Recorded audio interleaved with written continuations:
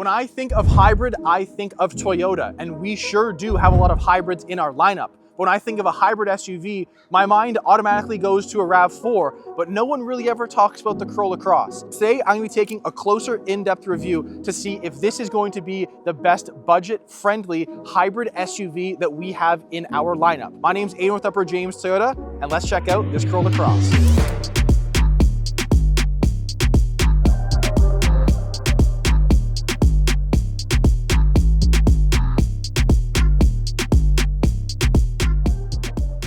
Whether you guys are looking for your next vehicle or just an existing client of ours, don't forget to mention that you've seen our videos online for a special YouTube-only incentive. Let's start on the front end of this vehicle. Now, the Corolla Cross Hybrid versus the regular gas model Corolla Cross, the one big difference you're going to be seeing is simply just the appearance of this vehicle. If you look at the front end, the blacked out badging on the front and the rear, which I'll touch on a little bit later in this video, and the new grille design, this is only offered on our hybrid model. And between the two of them, I'm going to say appearance-wise, this is definitely my favorite. I think the styling of it and the lines that they have put on this vehicle and the rims have definitely added a really good appearance for our base model hybrid SUV. Now, talking about this being a base model, this is gonna be coming with a 2-liter 4-cylinder paired up with 2 electric motors. They're gonna only come all-wheel drive and make 196 horsepower, so a little bit less than a RAV4. And obviously space is a little bit smaller on this versus the RAV as well. However, if you didn't need the full-size RAV,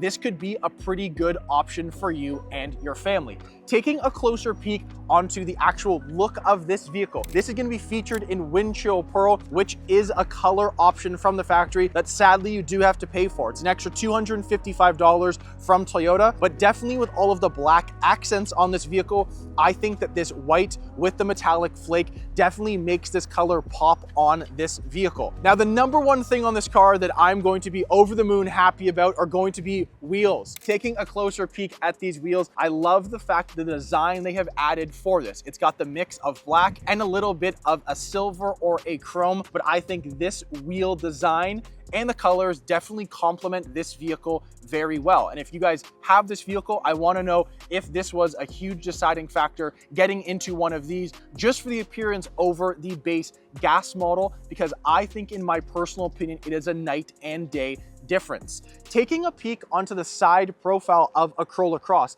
the one thing that I do love about it is that it doesn't feel too big.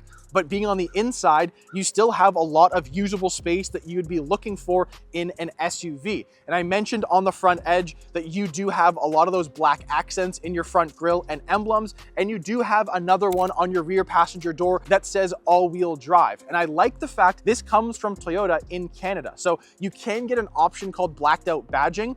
Typically on our vehicles, that's just your rear decals on the trunk of your vehicle. However, I like the fact Toyota has integrated the black decals for your front logo, your side logos to tell you guys you're in an all-wheel drive vehicle, and the rear of the vehicle. And especially since they are black on a white color, I think this is a really cool option and it makes the car look a little bit better in my opinion.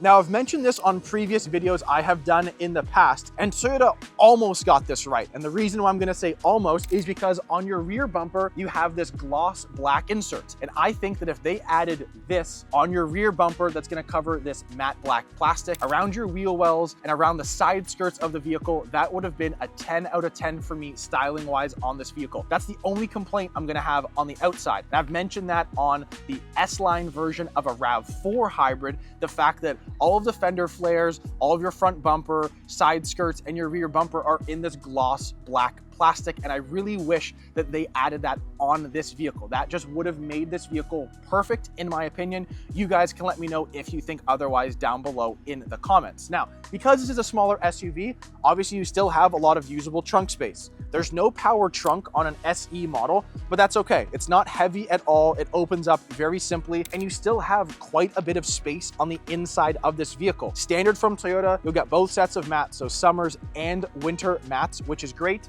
and this nice little privacy cover. So you can simply pull this over, throw any of your belongings onto the inside of this vehicle, and if you're inside shopping, you're not worried of anyone peeking in, to see what's on the inside of your vehicle. Just like a RAV as well, your back two seats can fold as a 60-40 split, and they will fold actually completely flat because a RAV typically won't fold flat. It's gonna kind of be angled a little bit up, but I like the fact how these fold completely flat. So if you had any drywall, stuff like that, or anything you needed to stay flat in the back of your vehicle, this could be a really good option for a hybrid SUV. All right, now jumping onto the inside of a Corolla Cross Hybrid. Now, this being a base model, you do miss the sunroof. That's the only thing on the inside I wish they had on this base package. You'd have to move up to an XSE in order to get that feature. I will say though, these seats are gonna be my favorite out of either the SE or the XSE. The only difference is on the XSE, they come with Softex, which is our leather. I actually like these cloth seats. I like how it has this cool little blue trim down the center of the seats, and same with your rear row as well. I think that's something, interesting Toyota has done, and it's something that they offer on the S line for our RAV4 hybrids, is that you'd have blue stitching and a small little blue accent just because you are in a hybrid vehicle. And I think aesthetically, it's just something small that the manufacturer wanted to throw in for a consumer. The only thing I wish this one had that you'd have to move to the XSE for, number one's a sunroof, and number two, JBL sound system. That's our best sound system we can put in any of our vehicles, and I just wish that was in this one. I know it doesn't make sense to throw that in for a base package. However, that's the one thing that I really wish I could get as an option on the inside, because I would be more than happy with that sound system and a sunroof in the inside for a Corolla Cross Hybrid. This vehicle, the interesting thing about the Corolla Cross Hybrid is that when the Corolla Cross originally came out in 2022, they replaced our CHR. And the big differences between those two vehicles, the Corolla Cross was offered in more different trim configurations, so you could customize, more to the needs of the consumer. And number two, which was the biggest one, is that you could get it front wheel drive or all wheel drive, depending on the trim level that you went for. And that's something that the CHR never offered before. Now, a few years later, we then have the hybrid model, which is now here. And I've always wanted to do a review of this because I get on the inside of one of these, and if someone didn't need the space and the height of a RAV4 hybrid, this could be a really good option that obviously comes in a little bit less than the RAV4 hybrid does. You get a lot of similar features between this and an SE model of a RAV4 hybrid. It's just the price difference, and obviously the size of the vehicle is what you're kind of going to be throwing away in order to get into one of these. However, being a base model still comes loaded with features: wireless Apple CarPlay, Android Auto, you're going to have heated seats, heated steering wheel, automatic lights, this nice screen, which I'm really happy that they've integrated something a bit different onto one of these vehicles, because the CHR needed a very big screen change and a refresh design on the inside. Number one, I think for me though, is simply getting a vehicle that's a bit smaller like this one, all-wheel drive and a hybrid. So it's not going to break the bank. It's going to be very fuel efficient. And a lot of customers, I find that if they don't need the space of a RAV, this could be a great option and could save you a few dollars. Let me know down below in the comments. I want to know what you guys think about them as well. Do you guys think this is worth it to buy one of these versus a RAV4? Or would you be persuaded because a RAV4 hybrid is offered in so many different configurations, trim-wise, versus the Corolla Cross, that would you be persuaded to obviously opt in for a RAV4 to get some of those features that the Corolla Cross Hybrid doesn't come with? All right, guys, now taking a closer peek onto the second row of your Corolla Cross Hybrid. Now, this still being our smallest SUV that we offer, I'm still pretty spacious back here. I've got a lot of headroom. Maybe if all 5 seats were occupied, it might be a bit, squished back here, but I'm more than happy. That's where my seat was, where I was driving it. I've got enough space back here. I've got a couple vents, a couple USB-C ports, a couple cup holders to charge there. Oddly enough, there is still no center cup holders on the middle seat of these. So you only have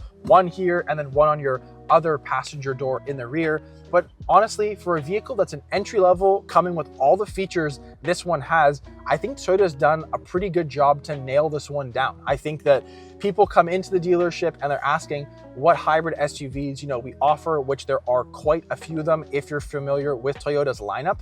And I definitely think that what you get on a base package of this, you actually get pretty good value for the dollar that you're spending on one of these. I've always kind of said that if you don't need the space of the RAV, this is such a great option, because for an SUV, typically clients will always tell me, I don't want to feel too big on the road. I don't want to feel like I'm driving a boat. I always hear that in my day-to-day life at work here. And this is definitely one of those vehicles that you don't feel huge on the road, but you also don't feel tiny. You don't feel like, unsafe driving in snow or really bad road conditions, or just, busy on the highway. I know some people want to be a bit higher up, but they don't need something massive. This could be a great option for you. So I would highly recommend this to be, your maybe consideration for your next new vehicle if you're looking for a smaller hybrid SUV. Now, to wrap things up on the Corolla Cross Hybrid, the biggest thing is going to be fuel efficiency on one of these. A gas model all-wheel drive will average 7.8 liters per 100, which is actually pretty decent for the size of the vehicle, but also pretty close to what a gas RAV4 gets you at 8 liters per 100, which is going to be combined. However, on a Corolla Cross Hybrid, combined, you're getting 5.6 liters per 100. So a lot of fuel savings behind this small, compact hybrid SUV.